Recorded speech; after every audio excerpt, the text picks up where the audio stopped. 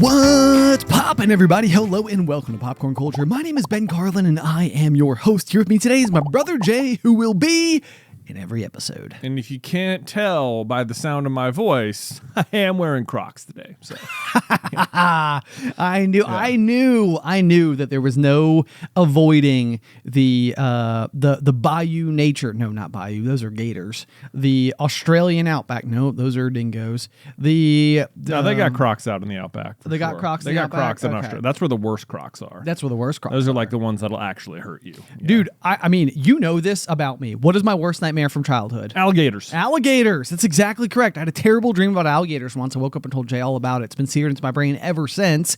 And I don't know why, but I am just like so intimidated by them. And I think it's because the kind of threat that they pose involves like water and also fear and terror. I love that you're having to like try and dissect why alligators and or crocodiles are scary. It's like, yeah, I can't quite figure it out. Is it the giant scaly monster nature of them?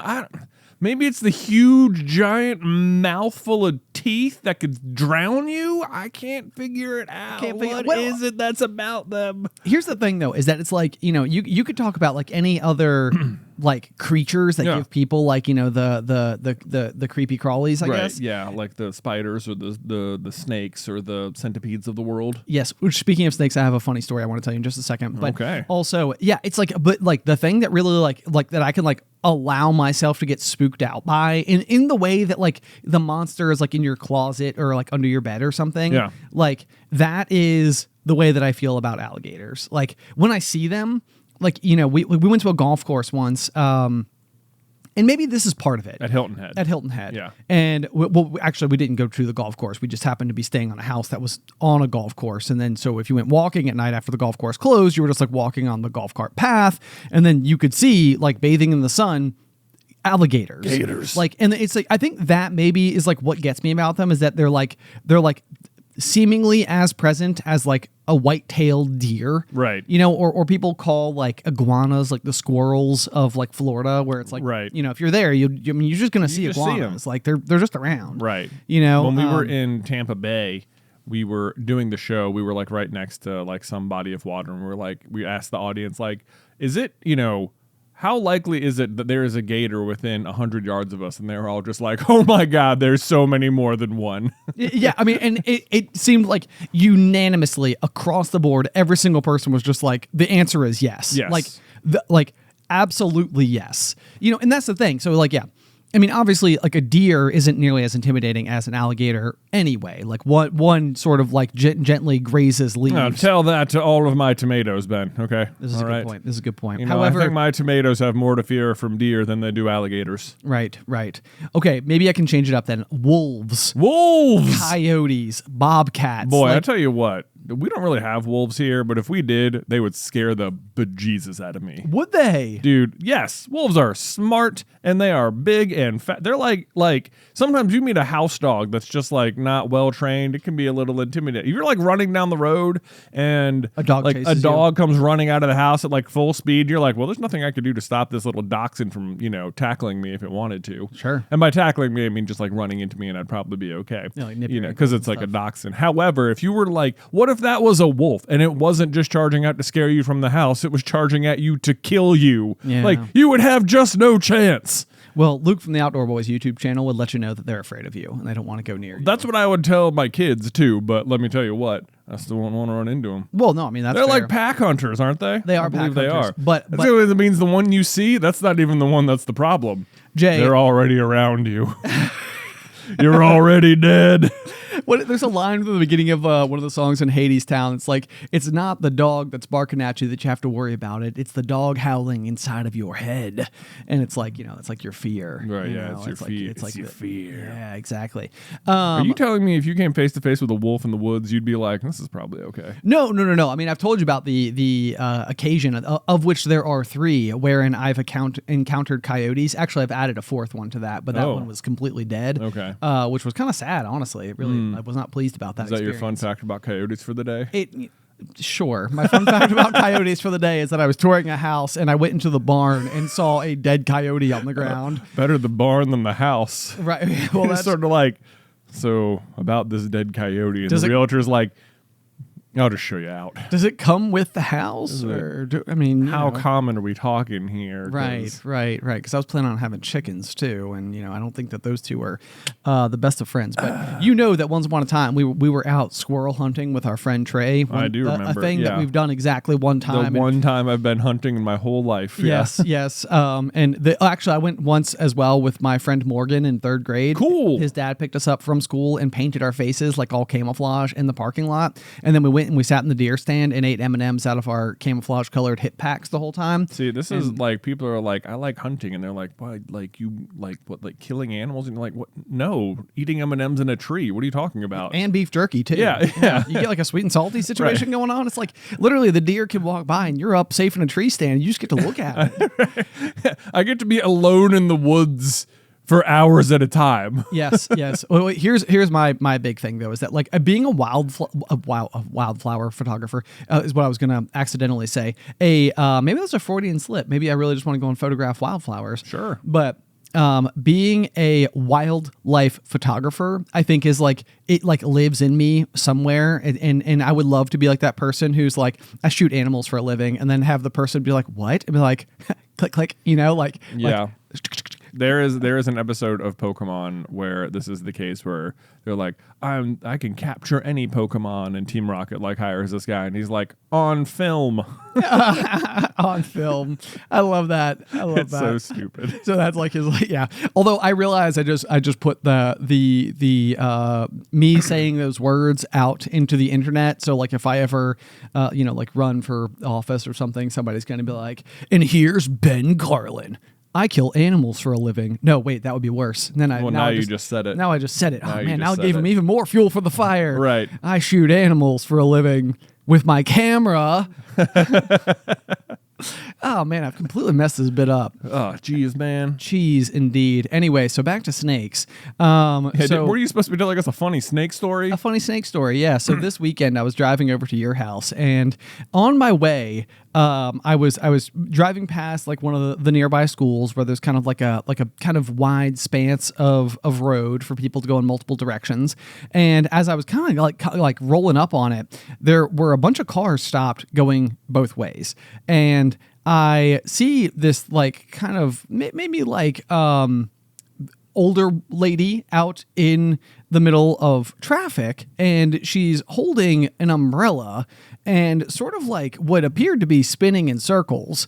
And I was kind of like, what am I witnessing? Like, Yeah, what's going on here? What is this? And so like a bunch of people have even like not even just stopped their cars, but like have stopped it, put it in park, and they're kind of doing like the door open, like leaning over like the side, like watching whatever is unfold. So all right, old lady, umbrella open or umbrella closed? Open. Yeah. Above her head?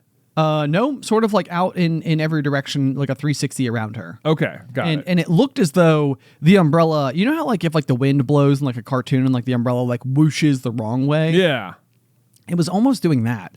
And I was kind of like, what is happening right here? And so she like starts taking these like weird steps like over, kind of like the way like a skeleton in like a movie might walk, where it's sort of this like lungy sort of like, Yeah, like, sure. Like body forward, hips follow, legs kind of drag type of walk. And so I'm still just further perplexed. And she gets over to the side of the road and tips the umbrella open, and the biggest black snake that I have ever seen in my entire life slides off of the interior of the umbrella. And this older-ish woman just starts pumping her fist in the air and jumping up and down.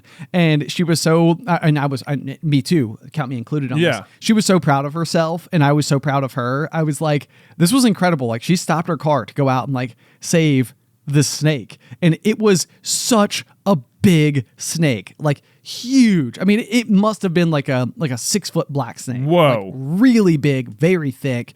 Oh man.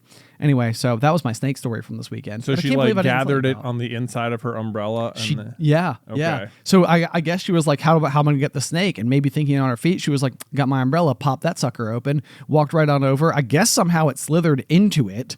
And then she was just using that, and it was like weighing it down so much that it was like almost causing the umbrella to like fling open. I see. Yeah. Got it. And so, and hence why it looked as though she was spinning it in circles around her, because it was sort of like jolted off in different directions and such. I gotcha. Yeah. Wow. Yeah. If you ever carry a snake on the underside of an umbrella, you'll see what I mean. Yeah. Okay. I guess so. Yeah. It has to be a big one though. A big snake. A big snake. Yeah. Okay. The snake warriors of the world are hating me right now for putting this into their ear holes. Right. Yeah. Every time you open an umbrella for the rest of your life, just know maybe there's a snake in there. Oh. It's raining outside, but underneath your umbrella, it's raining snake. It's raining snake. That'd be so much worse. Yes. Any day where it's raining snakes, not a good day. Not a good day. Feels like end times behavior. It does. Yeah. Anyway, so but the good news about black snakes, I mean, as they say, they're the good ones. They're the good ones. They're the ones that like eat the poisonous ones and stuff like that. So it's like, when it all boils down to it, it's kind of like, well, those guys are helping you. Sounds like this snake was helping a lot of people. I think it seemed like Medal of Honor grade snake. Medal of Honor grade snake, yeah. If you were to like get really close to this snake like this kind of older lady did, you would probably see emblazoned upon it like gold stars of aptitude and service to its country. Right, like it got awarded like gold stars from President Snake. Yeah, yeah. Who, incidentally, not a bad guy. Not a bad guy, you know. Yeah, he gets a bad rep because of like the snake situation, but all in all, like they're just trying to do like their good snake stuff for the world. Right. He's like served 30 consecutive terms. They love him. Yeah. The snakes. The snakes. Big fan. Yeah. They're not really big into like kings or whatever, That's why like cobras get a bad rap here and stuff. Oh, it's true. Yeah. It's true. No, They tried that. Yeah. Yeah. Monarchy situation over across the Atlantic. But not here. No. It's a democracy. Your new empire. Democracy. It's never a bad time to just randomly quote Obi-Wan from Revenge of the Sith. Hello there. Yeah, Anyway, no, it's not. I feel like I went on like a really weird tangent about a bunch of things that probably put a whole bunch of sound bites out into the world that'll further ruin my eventual. Yeah, someone just go ahead and clip together all of Ben's weird sound bites from the last 10 minutes. Yeah, exactly. Yeah. Exactly. I have given you the power to take me down. Or to lift you up. Ooh. Like King Snake. Like King Snake. Yeah, wait, no, not King Snake. Not King Snake. I'm sorry. President Snake. President My bad. Snake, yes. Wow. I've already lost our joke. That's like the time I said I kill animals for a living. Yeah. Which I don't do. Yeah. No. No. I was going to shoot them with my camera. Every time I say it, I'm fooling myself. And I'm like, you really need to clarify because it sounds bad. Yeah. Well, I mean, I don't know if it sounds, it's just moving on. Ben, over the weekend, I'm just going to tell you a quick anecdote here. All right. Over the weekend, Nate Bargatze, the comedian, was in Roanoke. Yeah. And you went. I did. For the second time? For the second time, yes. Wow. I think I've seen him the last 2 times he's been here, which I think the last time was before the twins were born. Holy cow. So Yeah. you probably have like a whole new wave of child-related humor that you can now relate to on an even deeper level. Absolutely. And in that time, he's, of course, exploded in popularity. Like last time he was over in the theater. This time it was Sell Out in the Coliseum. Whoa. Which crazy that like a stage in the middle of the floor, which is way better than the last comedian we saw there, which was Jim Gaffigan, who was still very funny, but like his stage setup was all like off at one end. And that meant like if you were sitting in the Coliseum, you're sort of like sitting like sideways the whole night. Would you call it a Coliseum? Like a comedian who can sell out a Coliseum? A Coliseum? A Coliseum? Coliseum. Coliseum? Coliseum. I don't know. Huh? Sure. You could. I guess you could. Anyway, so anecdote, continue. So anyway, unlike other comedic acts I've seen in the past, he actually had 3 opening acts and a host. Wow. I know. So like the guy would come out in between and then like introduce the next comic onto stage and whatnot. Okay. All 3 of them were very funny guys. The host himself is of course very funny, but then they kept sort of teasing like maybe we'll have like a special guest or something. And I'm like, what on earth kind of special guest could they have? Just like, because the opening acts are not necessarily comedians you've heard of. Like maybe you have. But it's like, are you just gonna have like a fourth comedian who's just also here that we're gonna, not know ahead of time? Sure. Maybe. Well, they did have the special guest there, and he came on right before Nate went on, and Nate's whole set was hilarious. And a lot of times when I think sometimes I was nervous that it was in the Coliseum, because sometimes I think when comedians get that big, it's like you're almost just sort of there like for the spectacle of it rather than like the humor. But I was like gut busting laughing. It was still extremely funny. I love that. It was very good. But anyway, before he comes on, though, they're like, all right, we do have a special guest. He's going to come out. Maybe you've seen him on SNL, and it was Will Forte. No way. Yes. He was just in Roanoke? He was in Roanoke with Nate. I guess they are doing a movie together next March. And in the movie, he plays like a nomadic character or whatever. And it's like, I feel like I just need to like go on a trip or something. And they were talking about it. And he's like, you want to hop on a bus and come with us to Roanoke? No way. He was like, yeah, okay. So this was just like a one time thing? Like they don't have the special guest at every single tour stop? No. Yeah, it just happened to be here in Roanoke. So because he's not normally a part of the show, and you could tell they were like, well, you're here. It'd be really great if you could go on and go do something. And he's like, yeah, but I don't have anything prepared. This seemed like what it was happening backstage. Like, of course you're here. Yeah, right. What a cool treat. But like, what are you what are you gonna do? Don't have like a set prepared or anything like that. Right. So what he did was he came out, they introduced him, everyone's like, oh my gosh, no way. And he comes out and he sings the national anthem. What? Just it was like, everyone's like, what's happening? What's going on? Is this like a bit, or is this like a joke? And he's like, everyone take your right hand and place it over your left heart. And they like shine the spotlight up there. And he just goes for it and sings the whole thing. And it's like, what's happening? Is Will Forte just sing the national anthem right now? And, like halfway through, everyone's like, I guess this is real. And like, everyone stood up, we're like, okay. That's a great way to get a standing ovation. It was. And he sings it, and then he left, and that was it. What? I know. Okay, that actually sounds like the most, like, from the, I'm not trying to compare ourselves to sellout Coliseans or anything like that, but like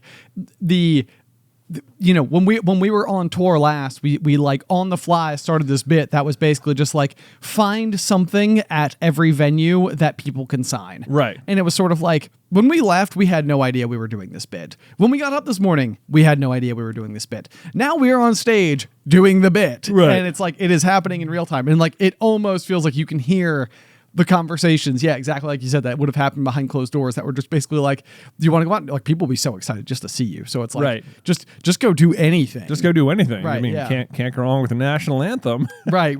Yes. But I could see a world where if you're like a comedian ever going out and being in like a performance-based situation and not properly delivering a comedic act could almost be like counterproductive to the like vibe you're going for. Right. I don't know how true that is because I think, to the best of my understanding, before comedians go on tour, they usually go and they like run a whole bunch of like smaller venues and they just sort of like test stuff. I think a lot of times, even on tour, they're like workshopping new bits here and there and trying new material and stuff. Right. Yeah. And they'll occasionally be like, well, that one didn't land. Right. Yeah. Well, right. Adjust the timing on this one, or Exactly. Yeah. Exactly. Get the wording a little bit different. But yeah, so that's the thing. It's like, it really is an art form. It's like, when you think of stand-up comedy, you almost feel like they're just like walking on stage, talking into the microphone, and this is just a funny person who can just be funny. Right. But it's like, this is a highly meticulously crafted, like everything about like the tone, the spacing, the like the delivery of it is all part of what makes it so funny. Right. And then I also think, and tell me what you think about this. Sometimes I think that comedians are even funnier when you see them in person because you're surrounded by like the literal in-person laugh track. Oh, absolutely. Yeah. If you enjoy listening to like comedy, like it is so different to go in person if you haven't done that, because like the way they'll like work, especially like, and don't feel like you have to go to like a big name comedian to have a great time. Like you can just go to people who are just on the road, just sort of doing this, And like when I was in college, we had this bar called Attitudes, and Wednesday night was comedy night. And every week they just have like a new comic, and like, you know, we never heard of any of them, but like I've hardly laughed harder. Like, I'm sure. You know, they can just like command the room, and they're very interactive with the audience. Like, never sit in the front row at a comedy show, though. Like, do not do it unless you like really enjoy getting picked on, because you will get picked on. Because they're gonna call you out. They're gonna call you out. They're going to call you out, and you're gonna be part of the show. So you've been warned. So there's that. But man, it's so fun. It's so fun. And so I think live comedy is always way better than like recorded comedy. Have you personally ever wanted to go up and like try to do like stand up? I mean, it's certainly crossed my mind. I have no idea what I would say or what my bits would be about or anything like that. But like even when we're on tour, I feel like we're like it's a little bit like that, you know. Not like we're doing like a rehearsed set or something. Yeah, when we do it, we're not meticulously crafted. No, not really. Yeah, I mean, it's like maybe that is closer to like the like, you know, there's like story beats that you're able to follow that kind of give you like a general structure like to what happens next, but everything else is definitely more like on the fly improv. Yeah, it's a little more improvised for sure, but like that's its own skill set as well. Yeah, that we totally have just made up along the way. Exactly. No formal training whatsoever. No formal training. Yeah, but anyway, that was my experience seeing Nate Bargatze and Will Forte live over the weekend. Way to go! Yes. Well done. I can't believe we went from King Snake to that, but we did. We made it. It was a great show. So if he's coming to your town and the tickets aren't sold out, Nate Bargatze, so good. You probably already know that. You don't need me to tell you. There you go. Yeah. Transition.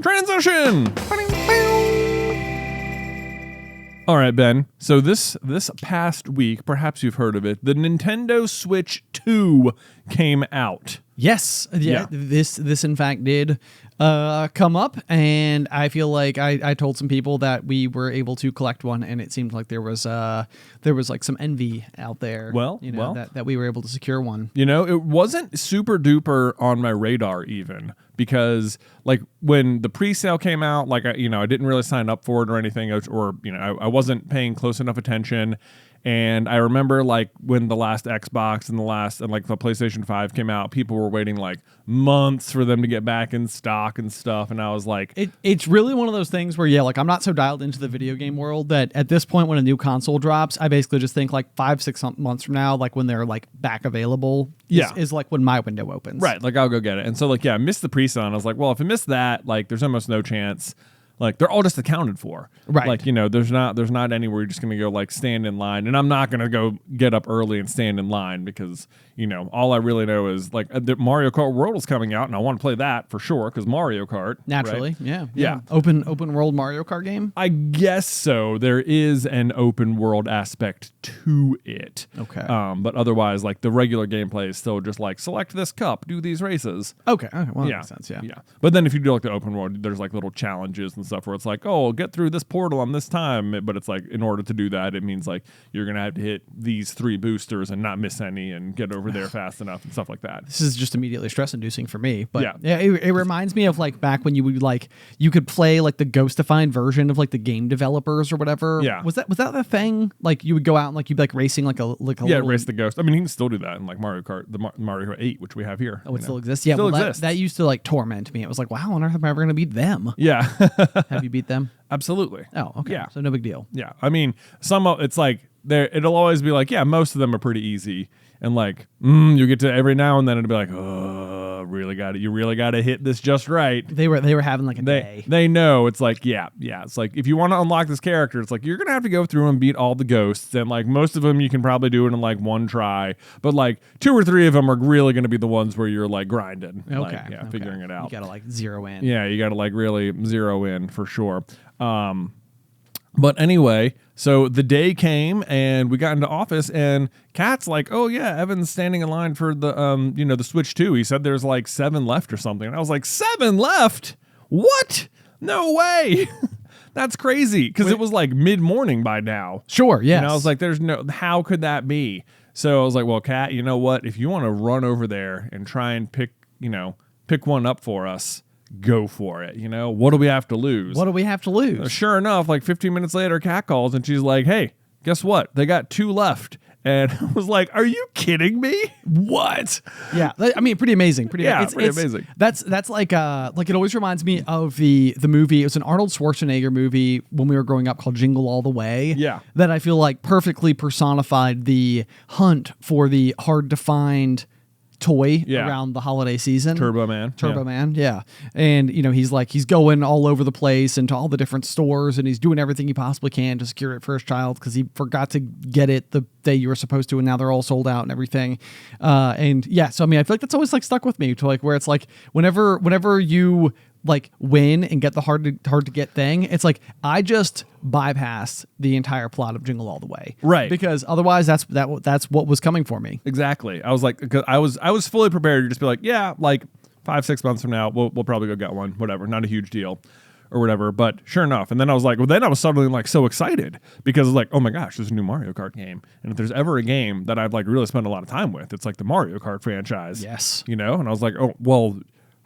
Well, what an unexpected treat. I do love this about you, though, because it's like one of those things where everybody kind of has like their things. And it seems like Mario Kart is like one of the classics. But like everybody thinks they're really good at Mario Kart. But like it doesn't even matter if you're like on the other side of the country. I'm like, no. My brother is good at Mario Kart. Right. Yeah, it's like if he were here right now, he'd be wiping the floor with you guys. Yeah. Me, on the other hand, I don't know any of the secret passages. However, I do know to drag a banana behind you so that if you're in front, you can block. You can run defense. Play defense. Yeah. Well, so Mario Kart World, I get home and I'm like setting it all up and stuff. And of course, it's like a frustrating process because as soon as you start setting up, all the kids are swarming like, oh my God, wait, what could I want to play. Can I play? What's this? When can we do it? And it's like, guys, just give me a few minutes here. I'm going to have to transfer all the memory from the last Switch, and it's going to have to download stuff, and there's going to be an update, and I'm going to have to get, go deal with all the cords behind the TV, which are all wired meticulously through the shelves and whatever, Yeah. It's like, it's going to be like an hour, okay? It shouldn't be, but it is, because that's the day in which we live. Right. So anyway, I'm setting the whole thing up, and I get over to run the cords with the TV or whatever, and I'm like, oh, you know what though? The Switch just took a USB-C and an HDMI cable, and I'm just gonna put it exactly where the other one was. So let me just unplug it and replug it back in with the new one, and boom, bam, no problem, right? Boom, bam, no problem, right? Ready to go. Well, apparently problem. Oh, dang. Yes. Not what I was expecting to come next. I know. I was like, they look like the exact same cables. But I'm like sitting there and I'm like, why won't it like the TV read it or whatever? And I finally go and pick it back up and it's like, oh, TV was unable to connect. Make sure you're using the AC cord that came with it. And I was like, what? Okay, I guess. Sure. Sure. So I go in and I plug in the AC power cord that came with it and I run that through the back and I'm like, and sure enough, it connects to the TV and I'm like, all right, boom, bam, let's go. And we start playing and we get maybe like halfway through the first lap and my heart is just like sinking through my chest. No. And I am like, because I'm going through it and I'm holding this brand new controller on this brand new system and like, I'm going to do all the things and I'm just like, the controls are so sluggish. Like I'm like pressing, I'm like showing Beth, I'm like, watch me hit the button and like boop and then like hop, it was like everything is like delayed. Even if I'm trying to turn, like I can't, like I'm going in a straight line and just like tap the joystick and like they just wouldn't move. And I'm like, what is going on? Like, why is it so slow? This is brand new. Right. How could this be? Why is it like not responding? Like the input lag is insane. And then, we're looking it up and people are like, oh yeah, the controls are a little different, but I've been playing it for a couple of days now and I'm pretty used to it. And I was just like, no. It's like when you put on glasses that have the wrong prescription, even though they're supposed to have the right one. Yeah. And they're like, just give it a week. And you're like, I'm nauseous right now. I walked to the door and back and I'm about to, It's like, no. This is, you're not like, I understand that might be the case if like it was like a little bit off or like a little bit different. This is wrong. Like this can't be right. This is like, I've watched enough Angry Video Game Nerd to know that this is like a huge critique. This should be the #1 headline. Mario Kart World sucks, and I'm like, it can't be the case. Oh man, you just put that soundbite into the world. People I sure use did. That against you. I was like, I feel so gypped. I was like, this I didn't know how to describe it. I was like, this isn't going to be a competitive game, I guess. It's just sort of like you buy it and you play it because it's Mario Kart and you're just sort of trained to like Mario Kart. But I'm like, it's unplayable, Like I was still sort of like winning the races too, which making me think like, I guess it's not unplayable because I'm still doing it, but like I am really having to focus and like readjust, like my fingers are having to like relearn the timing on like every single thing, and I'm running into stuff all over the place. Right. I'm like, what is going on? Like, how are people just convincing themselves that this is an okay way to play this game? Sure. And was it? Well, that night then I'm laying in bed and like I just like, this is the part I actually wanted to talk about because otherwise it's just, but like I put it down and I was like, all right, boys, you can play whatever, go do your races or whatever. And I was like walking outside. I was just like, going to go, check on the garden or something. And I was just like, I was feeling this like unexpected, just like pit of despair inside me. I was like, this, like Mario Kart. Like I don't like play Mario Kart 8 that often or anything. I mean, we have in the past though. We have in the past. I've certainly played it a lot. And like I wasn't even like super anticipating playing Mario Kart World right away.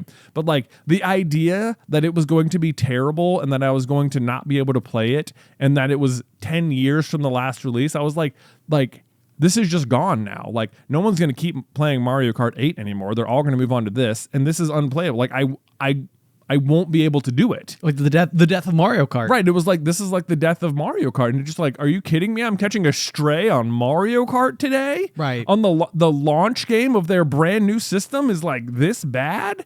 And I was like, it hurt, I was like, I don't even think about it most days. But the idea of it being gone, like all of a sudden was like, I don't like it. I don't like it at all. I don't like it at all. And I'm laying in bed that night and I'm like, you know what? I'm going to go down in the morning and I'm going to switch and I'm going to use the HDMI cable that came with it because it said it needed like the correct power adapter or whatever. So maybe it makes a difference. I don't know. Maybe it makes a difference. Like, I don't see why it would. It's just an HDMI cable. But I went down in the morning. I switched them out. I actually discovered that the Nintendo cord that came with the Switch is actually the one plugged into my Xbox. So I'm not even using the appropriate one with the other one. Nice. Which I was like, that's funny.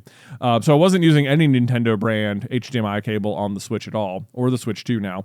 But I put the Nintendo brand one in, and that, in fact, was making the difference. No. I have no idea why. Like what kind of proprietary HDMI cable they have, or if there's like a new technology inside of it or whatever.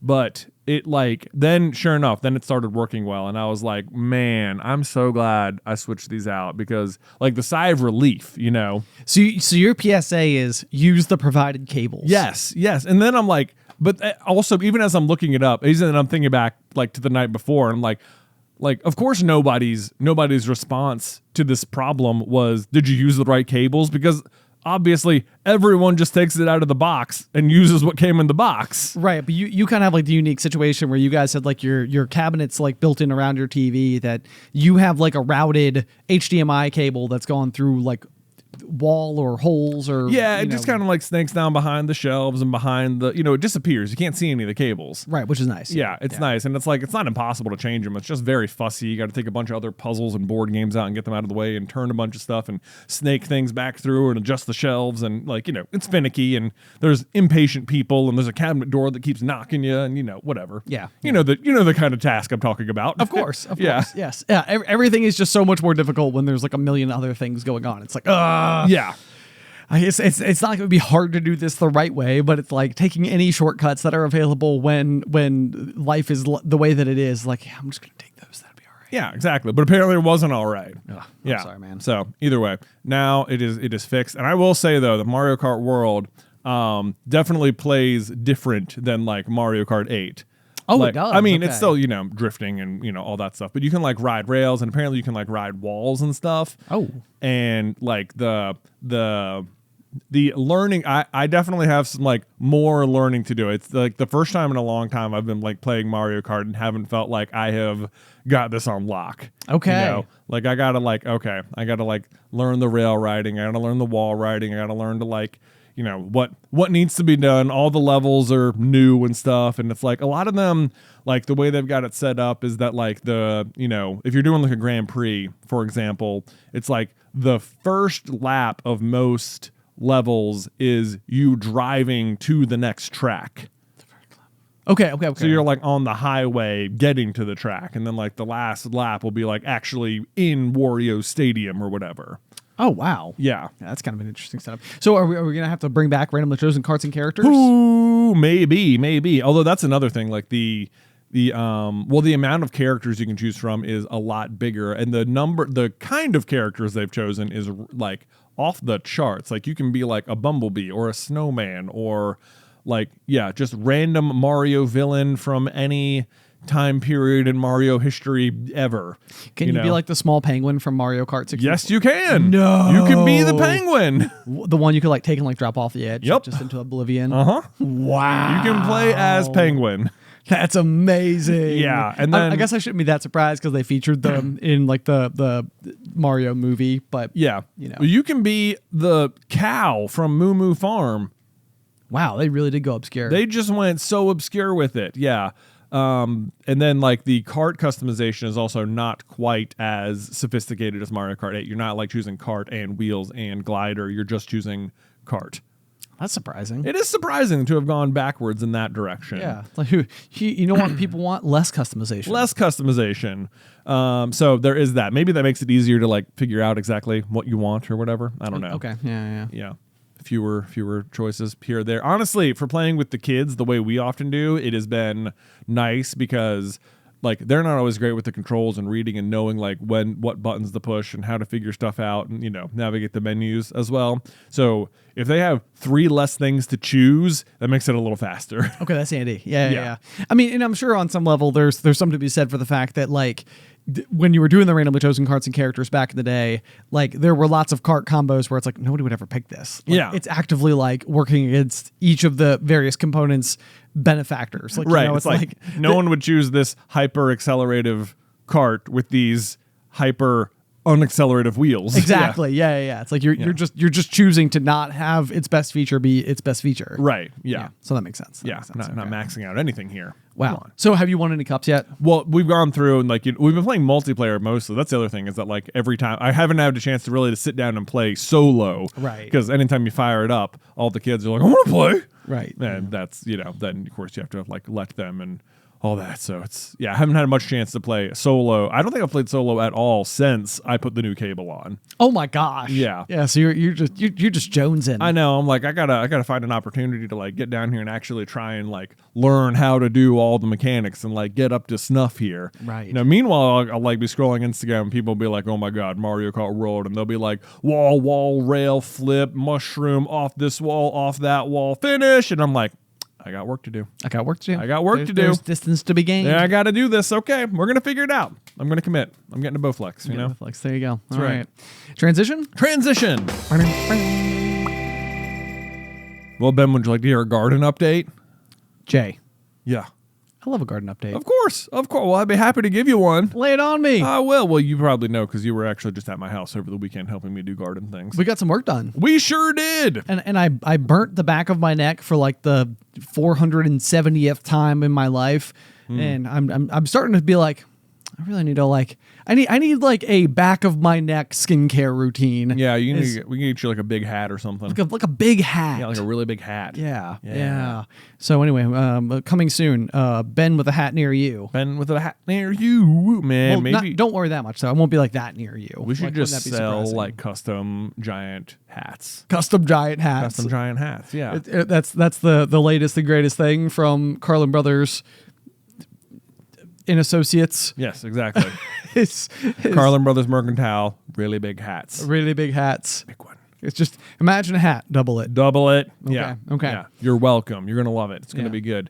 Keep the sun right off your face Yeah, exactly. in a way that other hats just don't. You Just know? don't. You know, some hats block the sun, others block the sun. Exactly. You could know? store a 6-foot snake inside of that hat if you wanted to. but don't. But don't. But yeah, I mean, just leave them where they are because that's where they're doing their best work. Exactly. Yeah. They're doing their thing. So yes, this past weekend Ben came over. And we did much things. First things first, harvested all the garlic out of the garden. Yeah. Which was pretty cool because like you planted this way back in October to create your stink cloud. I did. This was back before we built our nice fence. Yeah. Around the rest of the garden. But like it was cool because I feel like you put yourself in a position to where you got to like harvest something right here at what is otherwise like the beginning of growing season. Exactly. Yeah. So that was kind of fun. So went through, and dug up each little clove there, and I mean, none of them were like big, like huge cloves of garlic or anything. Like maybe like certainly smaller than what you might just buy at the store or whatever. But at the same rate, there's like 60 of them. So so you got garlic. So it doesn't really matter how big each individual one is because I got garlic and they all turned into full cloves. So boom, dude. You want to know what you should do is do some cooking on my fire top skillet thing. Yeah. With your homegrown garlic. Oh my gosh, you're right. Oh, it'd be so good. Should do that. Some butter, some garlic, maybe some steaks or something in there. Yeah. All right, I'm loving the sound of this plan already. All right, well we'll circle back to that on a different occasion. Yeah, but part of me was like a little bit nervous to bring it up because even though we built the fence and all that, part of me was like, well, what if though the stink cloud was actually just being so effective? Like what if it was still doing work? It was still, I know. Well, and it was funny because like you got all the garlic up and I was like sitting there scraping away at some weeds and stuff like that, and I could still smell the garlic in the air, and I was like, oh, garlic, I see you. Yeah. Look at you doing your thing. It is doing its thing. Yeah. So I put it all out in my garage because then you have to let it cure for 2 weeks or like dry out or whatever before you start using. I guess you don't have to, but that's like make it taste its best or whatever. Oh, look at you go. I know. Yeah. But then I walked into my garage the next morning and I was like, oh, whoa, it smells like garlic in here. It smells like garlic. Oh man. Actually, one of the funny things too was that you had bought this like it's like a wire basket type situation that's got like the Carlin garden sort of like burned on the side or whatever. Yeah. And I thought it was so fun seeing you out there with like your little produce collection basket. My little basket full of collected things. Full of collected things. Yeah. Dude, your love for your garden it is amazing to me how it is permeated to not just people who listen to the pop on the reg, but like my friends that I know out in the world because of the times that, like I'm talking about like what I've done, and I'm like, yeah, we were doing like this garden thing, and it's like people are like, man, your brother's like really into his garden.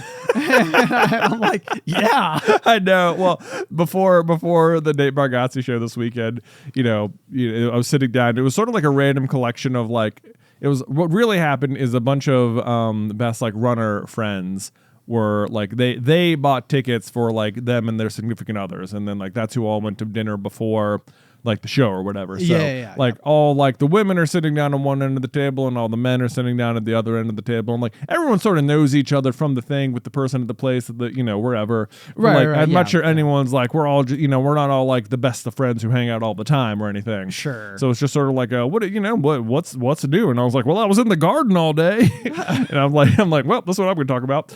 And like my neighbor Michael, who I was talking to, was like, so he's like, I need to get into the garden. Like how much work is it? And I'm just like,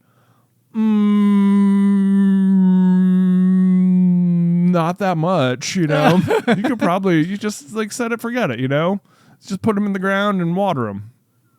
That's what is that? You being like join the dark side? I know. I'm just sort of like, it's as much work as you want it to be. I guess. I think that there's some truth to that. I think because like I feel like my garden, because I'm not fighting all of the obstacles that I think that you've been fighting. It's like Alice and I have like a lot of fun going out and like interacting with it, but I am not needing to interact with it nearly as directly. I feel like as, you're not having like weed problems. I'm not having weed problems, and so far at least, I mean, knock on like every brand of wood near me, but no major predatory problems. Which also helps. Haven't had those issues or anything. I know, and it's like I feel like I do feel like I talk about it a lot, especially here on the pop or whatever. And it's like I mean, don't get me wrong, I super duper enjoy it, but I'm not sure. Like, I don't know how I could do much less, though. It's like, otherwise it'd be overrun with weeds, and it'd be like, well, what would have even been the point? What would have even been the point? No, exactly. Like, you need your yields. Yeah, and it's also like, I'm not well, it's so hard to know, because the first year it was just sort of like, we'll see what happens. And then the second year I got decimated, and it's like, I don't know what my true yield is going to look like here, Okay, so I'm super into it, but I've never had like this was an amazing high yield year, you know? Right. But maybe that's the chase. You know, Yeah. it's like you've had like a couple of good homegrown tomatoes, and now it's like that's what leaves you wanting more. Exactly. You know, it's like how do we have like a better harvest next year? Like really go after it this time. And I think it's funny because I was having this conversation with the team before we came in, and I feel like I had like a little bit of like the jitters in my bones today. So I was just like walking in circles in the office, and everybody's like, Ben, what are you doing? And I was like, I'm just walking in circles.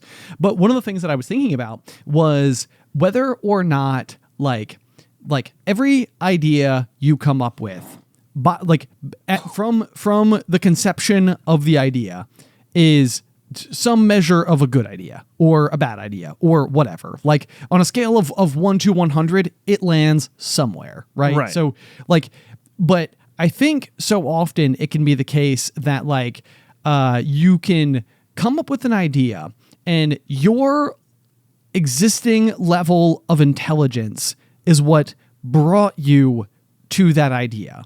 But self-doubt, being what self-doubt is, usually means that whatever the idea is at its most beginning, it's almost like, well, I need to better vet this idea. I need to expand the idea. I need to grow the idea into something greater than what I came up with. And so it's like, I think a lot of times what ends up happening is you are restricted from going forward in some type of endeavor because you're like, well, my ideas don't like, you know, it's that was just my base idea. Like I can't just do the base idea. I have to expand the idea. I have to do more with this idea. Yeah. You know, but it's like your base idea may have just been based on your own cleverness an 80. I know. It's like, there's like this, like sometimes like, oh, I had an idea for how I might do a thing, but then it's like, well, but because I came up with it and my self-doubt is really high, like that means it's not a good idea. Precisely. Yes. And I think that's like me with like tattoos, for example. Right. Like, you know, it's like I'll come up with something that I want, and it's like, well, you want it because you've seen it somewhere before, but if you've seen it somewhere before, then it means that other people have it. And then if you Google it to get further inspiration about like what it might look like if it's done the way that you want it to be done, then what you end up uncovering is all of the other people in the world who have had this idea. And it's kind of like, well, is this even a good idea? Because I'm looking at a whole page full of images where people have done the same thing. And it's like, just because other people have done it doesn't mean it's a bad idea. You were looking for inspiration. Yeah. It's like best case scenario was that you found one picture where one other person did it perfectly. Right. You know, like, but then you end up running into this issue. Like, and this keeps happening to me where like, I'll like zero in like on my next idea. And then I'll be like, but I'm finding too many of them, and maybe that bothers me for some reason. It's like, don't let that bother you. That's stupid. Like, you know, it's so ridiculous. But the point I'm really trying to make here is that it's sort of like, I think that it's funny because you do bring up gardening a lot on the pop, but I think that it's because over the weekends you use the garden as an opportunity to go and get some you time. Yeah. Right? I think a lot of times, yeah. Right. But so it's like on some level in your mind, it's kind of like, well, is gardening even like one of like my main hobbies or anything? But then on the other, it's almost like it's the thing every weekend that one way or another you are making time for. Right. You know? Yeah. And it's like maybe even like unbeknownst to yourself, it's like you're enjoying it more than maybe like is like able to even fully register. I mean, I absolutely do enjoy doing it. And it's like, it is the sort of thing where it's like you go out and do work and then you can turn around and you're like, you can just see like occasionally the literal fruits of your labor, but it's like, you know, if you pull a bunch of weeds, then when you turn around, like the ground is going to be nice and, you know, clean and brown again. Right. It's not going to be like covered in weeds. Like you moved them and now they're gone. So that's it. Take that, weeds, you know, in your face. And they're like, well, we're going to be back like next week. So just, you know, chill your horses. Yeah, it's like the weeds are like, we will win. We are coming back. You know? Yeah. Unless, I mean, who knows? I mean, well, not who knows. This is the thing. I'm like, I keep feeling like, okay, I'm done. I've planted all the things. Now all I got to do is water it, and I go out and weed it occasionally, and then stuff will just grow. Yeah, that's pretty much where I'm at. But then I'm like, this morning I was like, what if I started getting some straw? You know, what if on the way home I just get like a big bale of straw? Because here's what you can do with straw, Ben. is you can just use it as mulch, right? Just lay it down around all the inner bits. Yeah, you just lay it around the stems and stuff. And then why it's really good is that it decomposes quickly, which just re-enriches the soil for the plant. But in the meantime, it blocks the sunlight from hitting the ground beneath the straw, which makes it less dry. Which makes it less dry, retains moisture. More importantly, those weeds aren't getting that sunlight. Yeah, you should drive home and get straw today. Yeah, that's what I'm going to do. That's my vote. Like if mine counts for anything, that's what I think. Okay, yeah, I'm going to get some straw. It's a great idea. I'm doing it. I'm committing. I'm committing. I'm doing it. We're getting straw. You're going so hard. We're getting straw. It's happening. Yeah. But this is like it.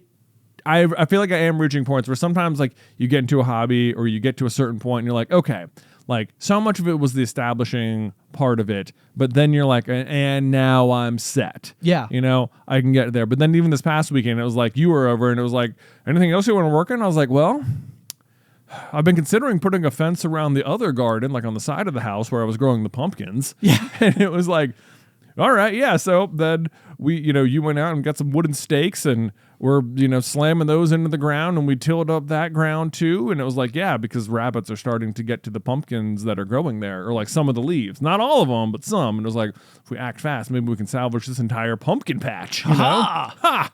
So sure enough, we hammered those in. And then it's like I spent half the day on Sunday just like finishing off the fence.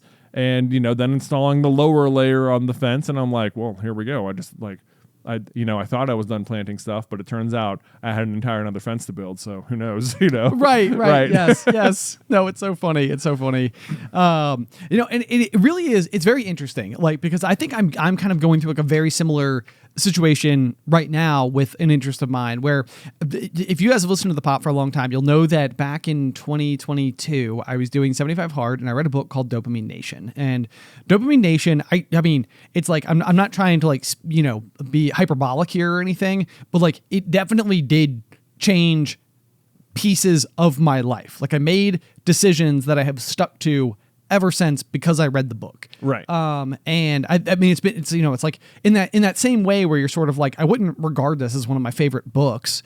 Like I would recommend it to people, but like it's strange to like think back about like the way that it impacted me, because I think that it really helped me understand a little bit about like what I was getting out of like using social media personally. Right. Like in the way that it's sort of like this dopamine hit, then you're like always kind of like seeking like the next one. But then sometimes if like something is a little bit less than what it was before, then it feels like a disappointment. And then you kind of like end up in this like chronic cycle of constantly chasing the next dopamine hit from posting something or getting likes or exposure or whatever the case may be. Yeah. And so, but I think part of the thing about having read Dopamine Nation is that I was aware of the fact that I was using like even shopping as like a way to like trigger this effect as well. And so then it was kind of like, well, just stop all of that too. Like just any of the stuff that you were previously doing for the sole purpose of like making you feel like a little bit better. It's like, stop doing all of it. Right.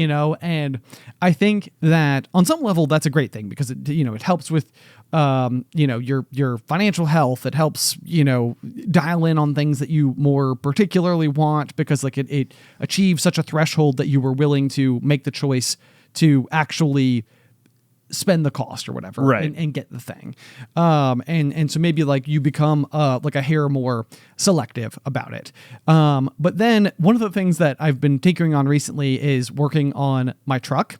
And my truck is kind of interesting because it's like, I've always really liked cars. Like ever since I was like in high school, I think even back like before I had my license, like even like picking out like your first car was like something like I wanted to be like involved with. Right. And so it was like something that I was really into. And like, as soon as I got my own, I wanted to like make it my own and like customize it and like, do anything that my meager income of $5.15 an hour at Petland could, achieve for me. Right. How can I use the resources I have to work on this hobby? Exactly. Yeah. Exactly. And to the point where like, I think even when I bought my first ever like new vehicle was right when I was exiting my senior year of college, I was like, there will never be a day when I don't just like pay off my vehicle and then just go and buy a new one, because like, this is something that matters to me. Like I want to always be like I always want to be having like a fun relationship with my vehicle.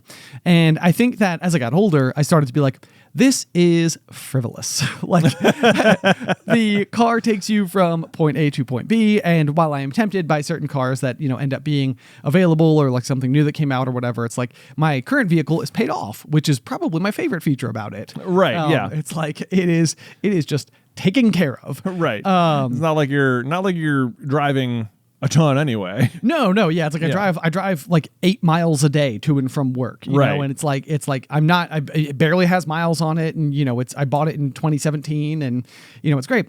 But then the other thing too is that like a lot of the mods that I've always enjoyed were like off-roading based mods, because back when we were in high school, the same thing. I had my amazing Isuzu Trooper 2, which we had nicknamed Sue, and it was like a manual, and it had like the off-road. Well, I would say off-road package, but it was sort of like a skid plate on the bottom, so if you like ran it into a rock, which I did, it didn't like damage all the like under giblets of your vehicle, the under jibs as it were. But like the thing now is the same problem, where it's like I have like a vehicle that was that like I'm proud of, and I don't want to go and ruin the same way that I ruined Sue when I was in high school by running it through mud puddles and up the sides of mountains and into rocks and trees, and like the gel coat on the side of that vehicle was no more. It was just literally small scratches from all of like the sticks and twigs and stuff I had driven it through. Exactly. Like it needed to be covered in mud so it didn't look bad. Right. I know. It was like there was such an attitude when you're a teenager or, getting into all that stuff. It's like, well, what would be the point of having a Trooper that has 4-wheel drive off-road capabilities if you only drove it on the road? Yeah. Like this is how it's supposed to be used. But of course, if you're dad, you're like, no, don't go driving it through the woods, not even on like established trails, Just like, sort of like we used to take it up on that like pipeline area. Oh yeah. Somewhere we weren't supposed to be. Something you weren't supposed to be. Like clearly they had like created like, because you had to drive over this like uphill rocky section that was like almost definitely there so that people wouldn't drive on it. Yes. Like it almost looked like it was like a standard hill that somebody had brought like an excavator and dug craters into. Like the way in which the vehicle's like wheels and stuff would flex when going over this, like you could have taken a picture and slapped it right on the cover of like a magazine. Right. Because it was like, it looked like you were like climbing like a canyon wall basically. Yeah. It was different. And it's like, but if you're, that, which means then you got up there was like a path you could drive on. But if you're like dad, you're like, why on earth is my vehicle in the middle of the woods? Yeah. Yeah. Not down some like dirt road through like a national forest or something. That's fine. Through the middle of the woods. Yeah. Yeah. Which now I'm like, I would have been, if Luke and Nick and Nate are just driving through random woods. Mom and dad had every right to be mad at me. Right, sure. Yeah, well, of course, but also don't regret it at all because it was super fun. Well, and you know what? The thing is that it completely taught me to, it taught me how to like maneuver vehicles extremely well because I have put them in so many very tight situations. Right. And done like so many like unusual things with them that it's like the ankle weights thing. It's like if you walk around with ankle weights all the time and you take them off, it kind of feels like you're like free. Yeah. It's like, oh my God, I'm so quick.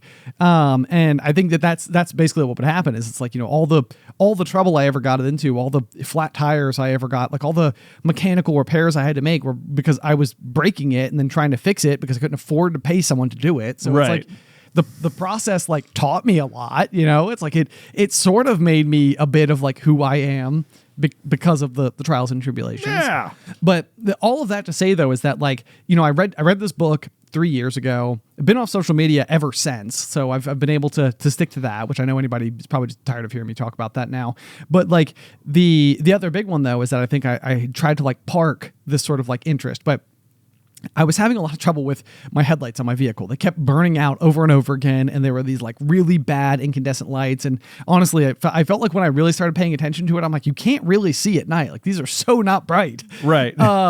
So I splurged and I bought like new like LED headlight assemblies, which was really like a fun project because I got to take like the whole front of my vehicle off and install them and like run new wires. And it was like and like by the time I was done, I like stood back and I was so proud of it, and I was like, I am really, really happy about this. Like, and in a way where it was like I had to sit down and be like, okay, Dopamine Nation, I heard you and I made a lot of good decisions because of you, but also I definitely was holding myself back from doing anything that I knew would make me happy because I was afraid I was only doing it for the dopamine. And it turns out it's like dopamine's still a good thing. Right. Like you eliminated all of the frivolous dopamine hits, but you also eliminated like the useful ones. Exactly. Right. Yes. And so like, I think the good news is exactly what I said. Like I allowed myself to build like some good mental processes for like, what am I willing to do? And like what qualifies for the purchase. But, so in the meantime though, I've been on this whole like kick where like, I think today I've just got like, I have like a tall antenna on my truck. Yeah. And I ordered a small one. Wow. Like there you go. Like a little like stubby. It's a tiny little upgrade there for you. I mean, literally. Yeah. You know, and it's like, this is the kind of thing where it was I want to say it was $25. There you go. Know? But like the thrill that I will have unthreading my existing antenna and putting the small one on there is going to be huge. Yeah. You know, and it's going to be like, this is okay. This is okay. This is okay. It's going to be, it's going to be very cool. It's going to look good. Yeah. You know what I feel like you would really like is like higher end remote control cars. I think that you are correct. Because I once upon a time had a slightly higher end one that was still like battery operated. It wasn't like gas or anything. Right. But it was from Traxxas and it was a gravedigger monster truck. Nice. Yes. And I mean, as we played with so many remote control cars when we were kids, to the point where like when my kids get their hands on remote control cars that have like, you know, regular control. So many kids' remote control cars have the worst controllers in the world. But like, oh yeah, they do. Yeah, they're right. just, they do not work or whatever. Like when my kids like handle controllers that seem like they make sense and they're like, don't know what to do. I'm like, how can you not know what to do? What is the matter? This is the most intuitive thing in the world. Yeah. Like just drive the car, drive it straight, drive the car straight, make it go around the corner, stop, right. But I'm like, I'm gonna have to get them real remote control cars at some point. Yeah, well, naturally, yeah. I think it's almost like part of the growth experience. Yeah. You know, is like having your first remote control car that you're like so excited about and you have to like plug it in. You're like, I get to play with it tomorrow morning. You got to train that patience. It's going to be Saturday. It's going to be great. And then you get out there and then like, you know, you're running into a curb and the wheel breaks off. And then you're sort of like, oh man. Exactly. Then you discover it can still kind of drive even without one of the wheels. Then you learn that like actually now it kind of drifts really cool when you turn right because it's just like plastic on the ground. Yeah. Yeah. Anyway, that happened to me. Yeah. So like, yeah, we had a bunch. And when we were growing up, like there was like the advertising for remote control cars was like big. It was big. There was always another gimmick like this one can roll around. This one does like crazy corkscrews. And this one, the front two tires can just like make a tornado. And you're like, okay, awesome. These are great. We had that one. Yeah, we had that one.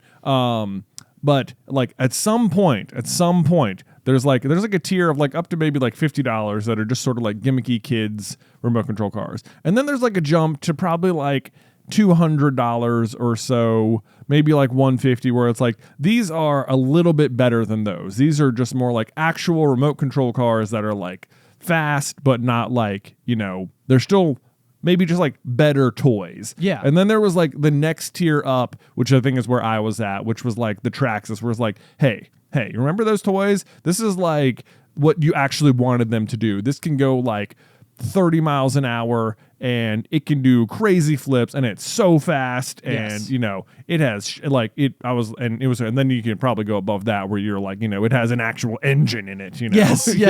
And you're putting gas in your remote control car. Got to do like an oil change periodically. Yeah. So I wasn't quite there.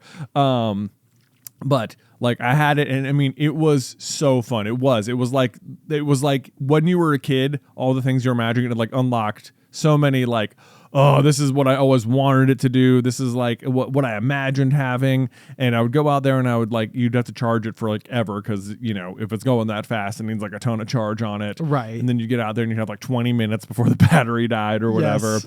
And that was a bummer. But It was going so fast and stuff, but like the problem was then if it's going that fast and you know whip a turn, like it's gonna do it. You know, it doesn't have the good sense of you driving a car to be like maybe don't turn that fast. And the reason you driving a car wouldn't do that is because the car will flip, and that's exactly what would happen. It'll just go flying, or you take it off a ramp because you're like I want to see if I can do some flips or something. And you get this whole time I'm like ramps. You got to get ramps, of course. Super fun, but inevitably though, it's going to take like a big crash. And I remember like having it maybe for like a week and a half or something, and like this piece of it breaking, and I was like, oh no, what do I do now? Like, because when you're a kid, if you break a wheel on a $20 remote control car, that's it. Now you have garbage. Yes, you know. Like maybe you got lucky and it does a drift like Ben's did, but more or less there's no repairing that. It's just a broken toy now. The Interceptor 2. The Interceptor 2. That's exactly. what it was called. There yeah, it was. From Radio Shack. From Radio Shack. We don't have those anymore. I think I got it for my birthday 2001. Wow, good memory. Thanks. Good memory. But this was next level. So if I went back to the box, there was like this whole manual which had, you know, every Traxxas part you could buy ever. You know, for anything they made. And I had to figure out, okay, what is the one I have? How do I get a replacement for it? And oh my, what's this? Upgraded, you say? Like anodized aluminum parts? Going from plastic to anodized aluminum? Yes, please. Won't be breaking again. Thank you very much. And I remember I ordered it and it came in the mail, and then it got there and I was like, okay. So the actual installing of it, though, is a little tricky because then you got to take like the whole thing apart. You got to take the wheels off. You got to like disassemble everything and then make sure you get it in the right spot. And then you got to reassemble everything. And I remember just being like, I'm going to take it apart and then I'm never going to get back together. And it's just going to like, it's, you know, that's going to be the new problem is that I got the part, but then I couldn't put it back together appropriately. Right. But I went through and I did it and I was like, oh my gosh, not only did I do it, but actually the anodized aluminum looks amazing and now it's not going to break. And I felt so proud of myself. And I went out and I started driving it again, feeling like like the car was basically invincible. And all that I did was just shift the stress point because now that part could handle the stress. Right. But what couldn't was the axles, and the axles snapped, and I was like, well, got to go get matching. Got to go upgrade. Axles? Yeah, they do. Got upgraded axles, and so like slowly, it was like I see what's happening. It was like now, and like by the time I'm replacing like the 5th or 6th parts, it's like I can disassemble and reassemble this thing lickety split, man. I got it. I know what order it goes in. I got, you know what? This isn't a problem. What else can I get? Yeah, you know? yeah. Now I feel like you need like a little tiny like hydraulic lift, you know, like the same way like when you pull your car into the mechanic shop and they like lift it up in the air so they can walk under it. Yeah. You've got like just like a tiny one where it's like you could just flip the whole car over like no problem over. because it only weighs like 8 pounds. Yeah. But like, you know, it's like for the fun of it, it's like you drive it on like a little lift, like lift it up in the air and you're like, all right, let me get it underneath here. Yeah. Yeah, this would be good. Yeah. This would be good. So anyway, I feel like you would really enjoy that. Okay, if you get into some carpet racing. Yeah, get some remote control cars going at your house. Okay. Yeah. I love this. It'd be good. Yeah. All right. Plus now I have like big kid tools and I can literally just make ramps. Exactly. You know? Whereas like when we were a kid, it would be like trying to find like a sheet of like plywood or otherwise. Right. And just like lean it against like a stack of bricks. But then like, you know, if it's not like perfectly smooth across the bottom, like half the time it like runs into it and just like flips up the ramp and you're like, well, that didn't really work. Didn't work. Yeah.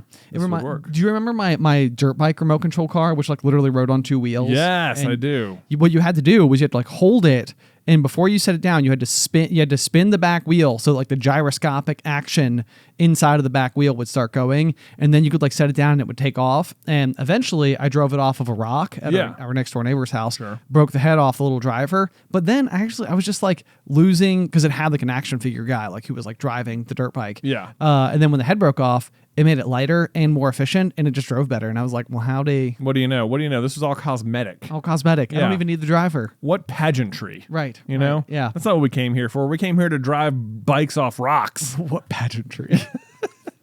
Oh, man. Y'all, thank you so much for tuning into this week's episode of Popcorn Culture, or as I like to call it, future RC enthusiast culture. As always, we super appreciate you tuning in. If you have any feedback for the show, you can send on over to popcornculturepod@gmail.com, or if you'd like to support the show, you can do so at patreon.com/popcornculture. Otherwise, until next time, Pop.